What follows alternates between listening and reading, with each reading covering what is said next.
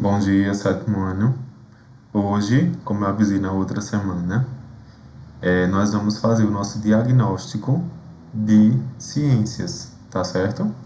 Então vejam bem, vocês vão pegar aí no material impresso de vocês e procurar por essa capinha que tem aí o nome embaixo, ó, diagnóstico. É bem parecido com a nossa revisão, porém aí abaixo vai ter, ó, diagnóstico primeiro bimestre, tá? Então vocês pegam essa apostilazinha para que vocês possam responder e mandar a foto para que eu possa registrar que você fez o nosso diagnóstico, tá certo? Então vamos lá. No primeiro tem aí, ó, nós vejamos que todas as questões foram feitas de forma gradativa durante o tempo de aula que nós já tivemos desse bimestre, certo? Então essas questões já foram trabalhados, todos esses assuntos foram trabalhados em sala e todos eles eu abordei semana passada na nossa revisão, tá? Então, está tudo aí só para você responder, tá? Então, ó, responda as questões abaixo, assinalando a resposta correta. Primeiro, o coronavírus ataca o quê? Coração, pulmão, estômago ou cabeça? Número 2. O primeiro local a sofrer com a doença foi Nova York, Rio de Janeiro, Wuhan ou Itália? Terceiro, o coronavírus tem esse nome porque tem o formato de estrela, dente, alho ou coroa. Então, fácil, você marca aí a opção correta e passa para a próxima questão. Marque o que sua família tem feito e como você tem contribuído para o controle, a propagação do coronavírus e quais métodos de proteção vocês têm utilizado. Ou seja, o que é que você tem feito para controlar a contaminação, a propagação. A propagação significa o contágio que passa de pessoa para pessoa. O que é que você tem feito para evitar esse contágio? E quais são os métodos que você tem utilizado. Então você vai vendo aí abaixo e a que você estiver realizando, você marca um X. Ajudar com as tarefas domésticas de acordo com a sua idade. Uma rodada de jogos e brincadeiras.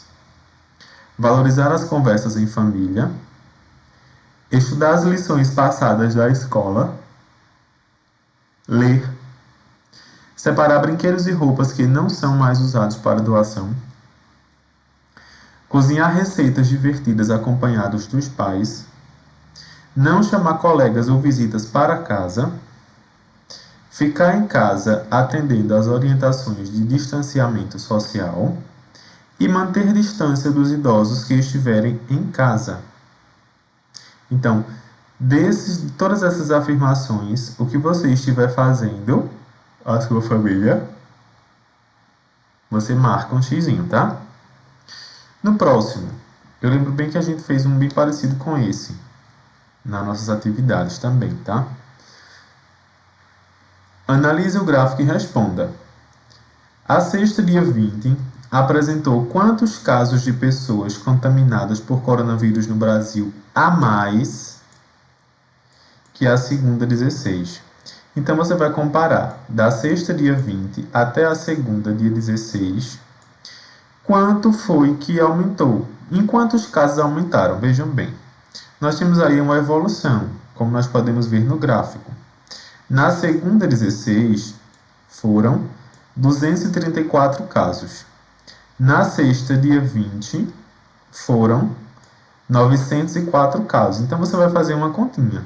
De 234 para chegar em 904, foram quantos casos a mais? Desse número para chegar nesse, estavam faltando quantos? Então, é isso que você vai ter que identificar durante essa semana que foi abordada. De 234 para 904, quantos casos aumentaram nesse sentido? Então, você vai fazer a continha aí e vai registrar a sua resposta nesse espaço aí, tá? Nesse aí, ó, nós também vimos esse assunto tanto nas nossas atividades quanto na revisão, tá? Para você identificar os tipos de alavanca, nós temos 3 tipos: a interfixa, a interpotente ou interresistente. Então, cada uma dessas 3 figuras está relacionada a um tipo de alavanca. A tesoura, ela que é o número 1. Ó. No número 1 aqui você vai colocar qual? A tesoura é o quê? É uma alavanca interfixa, interpotente ou interresistente. Número 2. Ao nome correto você coloca aqui, número 1, tá? Se ela é interfixa, interpotente ou interresistente. A figura número 2, que é um cortador de unha, você vai colocar aqui na linha que ela é o quê?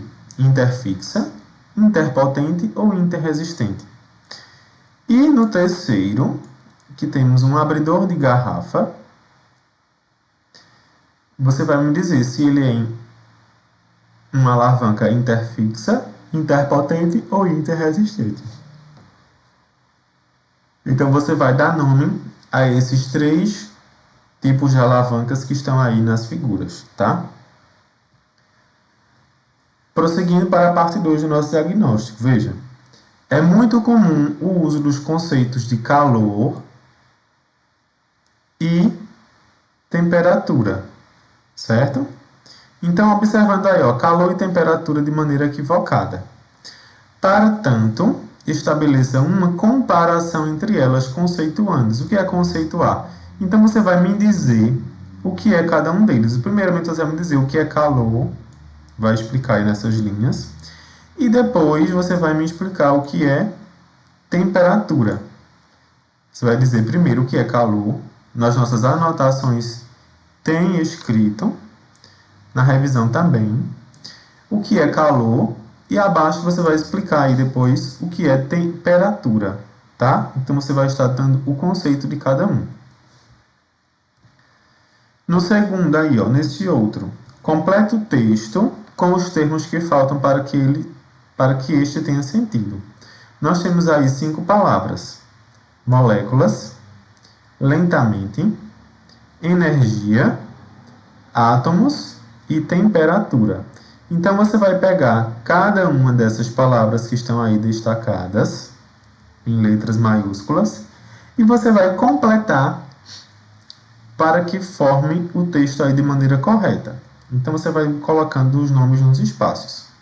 Os fulano e moléculas do objeto com temperatura maior estão se movimentando com mais fulaninho, ou seja, mais rápido, enquanto os átomos e fulano do objeto com menor fulano se movem mais fulaninho. Então nós temos 5 espaços e nós temos 5 palavras. Então cada uma vai estar completando a frase, o pequeno texto aí de maneira correta, tá? No próximo, a convecção é o efeito que explica a transferência de energia por meio de quê? A convecção. Então, observe aí nas nossas anotações o que é que a convecção é. É o efeito que explica a transferência de energia por meio, letra A, da mudança de posição e equilíbrio de temperatura através da densidade. Letra B, do aquecimento sem precisar de estar em contato direto. Letra C, do contato direto, onde o mais quente esfria e o mais frio aquecem. Ou letra D, da transferência de material aquecido diretamente para o outro. Então você vai observar aí, em relação à convecção, qual dessas 4 alternativas se encaixa no efeito que explica a transferência de energia da convecção, tá? E prosseguindo aí, ó, selecione a alternativa que melhor completa as seguintes afirmações. Primeiro aí, ó, a primeira afirmação diz: o metal conduz tarará, tarará, de modo mais eficiente do que outros materiais. Número 2. uma moeda bem polida fica tararará, quente do que uma moeda revestida de tinta escura, quando ambas são expostas ao sol. E a terceira, ó, tarararará, é a escala de temperatura mais usada no mundo. Então, qual é a alternativa que completa corretamente as três alternativas que estão acima? Letra A, eletricidade, menos e Kelvin, sendo que cada palavra vai estar numa letra de forma nessa ordem, tá? Se for a letra A, tipo, o metal conduz eletricidade, uma moeda bem polida fica menos quente, ou no 3 aí, Kelvin é a escala de temperatura mais usada do mundo. Então, ó, tem que seguir a ordem, tá?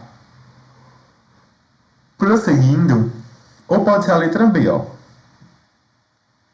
Calor, menos e Celsius. Letra C, carros, menos e Fahrenheit.